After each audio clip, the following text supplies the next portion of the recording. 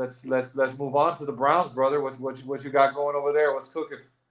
Well, you know me, man. Personally, I've always watched the Browns. I like watching the Browns and the Bengals. I've always like the first football game I ever watched was a Super Bowl with the Bengals and the 49ers. So I didn't resonate with the 49ers. I resonated with Ickey Woods and the Bengals. You know what I mean? And Boomer Esiason.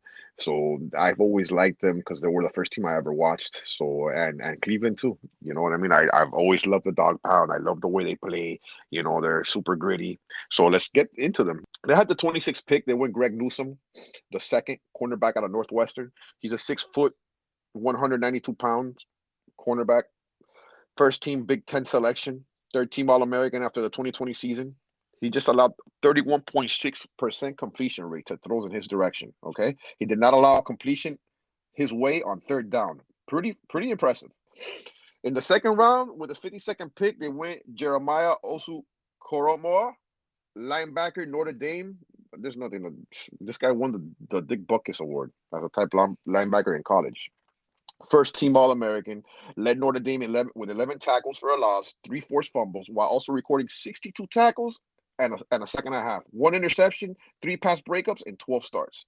Just to add in his 2019 campaign, he led the team with 80 tackles and 13 and a half tackles for a loss. So once again, tackles for a loss being an importance on defense for all your IDPs guys out there. This is a gem for you guys. You know, I think you should look into this guy right here. This guy's definitely a tackle machine. I think he'll improve, you know, in the NFL with the sack situation, especially being around other vets and other star players on that team. Come on, that defense is stacked. He should learn some stuff out of those guys there. Saying I'm not worried about it. I think he's going to get better in the NFL. With the 91st pick, they went Anthony Schwartz in the third round. This guy's highly considered in the dynasty community to be a sleeper. He's one of the fastest players in the draft this year, and everybody likes him. He started games in all three of his seasons at Auburn. He posted the best numbers in 2020, catching 54 passes, 636 yards, and three touchdowns. For his career, Shorts caught 117 passes with 1,433 yards and six touchdowns. He also rushed 42 times for 323 yards and seven touchdowns. So this guy not only catches the ball, he's not only a possession of slot guy, but this guy had 42 rushes for 323 yards and seven touchdowns. Let that marinate. Now I'm starting to see why people are regarding this guy as a sleeper, man. He's in the fourth or fifth round, and sometimes he's not even getting drafted. It wouldn't hurt to take a flyer on this guy, especially with your FA dollars. I say you do it if you're looking at somebody to pick up and you need an extra and you got a roster spot that's open for a rookie or in your taxi squad. I say do it, man.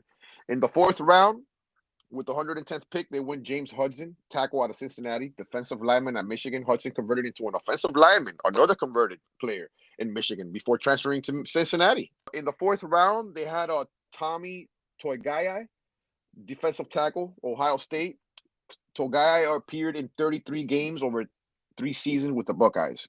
The Pocatello, Idaho native was the best 2020, earning second all Big Ten honors after recording 23 tackles and 4.5 sacks for a loss and three sacks all three games. All three sacks, came in one game against Penn State. So he actually got his three sacks against a really good college team.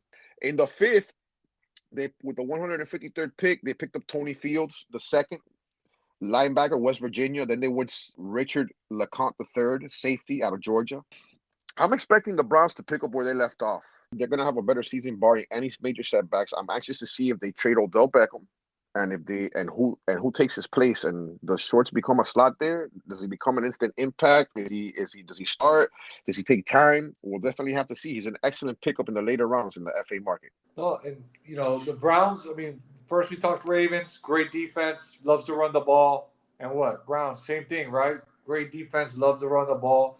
I like the Browns as a team, man. Right? I think they're a dark horse, possible Super Bowl candidate. People have been talking, but fantasy wise, not so much, man. I like Chubb, and I think he's a lock for double-digit touchdowns, but he's got no upside as a pass catcher. That's what Kareem Hunt's there for. I think the most targets Chubb had in a season so far is 36, and he's going as a first-round pick or maybe beginning of the second. And for that kind of cost, I'm out, bro. And I'd rather grab players like Akers or Swift instead. Oh, Hunt big time. Hunt is super overrated in my eyes. Before the season starts this year, he's going to be 26. That means by next year he'll be 27, bro. And we all know 27-year-old running backs, we don't want them. And this guy, Chubb went down last year, right? You draft Hunt. What do you draft Hunt for? You draft him to play him for flex, and you hope that, hey, if Chubb goes down, I got a league winner. But guess what, man? Chubb went down for like 5, 6 weeks, and he didn't look very good. Hunt didn't run away with the job. Hunt didn't look like a league winner. He looked like a semi above average running back who's who's going to be 27 by the time season starts next year. He's overrated. I'm out on him, man. And to be honest, I've never been an OBJ fan.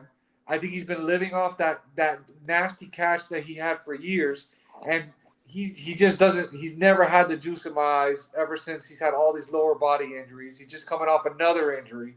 Landry doesn't have the juice anymore. So I love the Browns as a team. I think as a team they're going to go far. But if I'm trying to invest my fantasy stock, my dynasty stock in players, I don't want any Browns, and that's just me. Oh, I feel you on that. I mean, I'll tell. To be honest with you, I won a lot of games with starting both Hunt and Chubb. I have them on the same team. I picked up the backfield, and I won a lot of games starting Chubb at the running back and starting Hunt at the flex. So I can't agree with you there. I started both of them, and I won a lot of games. I got into the playoffs like that. So you know that the fact that I got that production from both of them, both being running backs on the same team, that says a lot. Yeah, they're not really a passing team, so I'm more with you on the wide receiver part, but they're gonna run the ball, so they're both gonna eat, man. You know what I'm saying? I'm just more worried about. I'm not picking up Mayfield. I love Mayfield as a quarterback. I love his personality, but it's just that team is a running team, and you don't know what you're gonna get. And I know Mayfield's capable of throwing 3, 4 touchdowns a game, but that's just not their style. Not only that, they have a mess at tight end. They have Hooper, they have Brian. And to me, Brian looked kind of better than Hooper last year in some instances. You know what I'm saying? Some flashes. He looked more up. But then again, they traded for Hooper, so they got to start him. So, yeah, I get you. I will be trying to stay away from certain players, but not the whole team.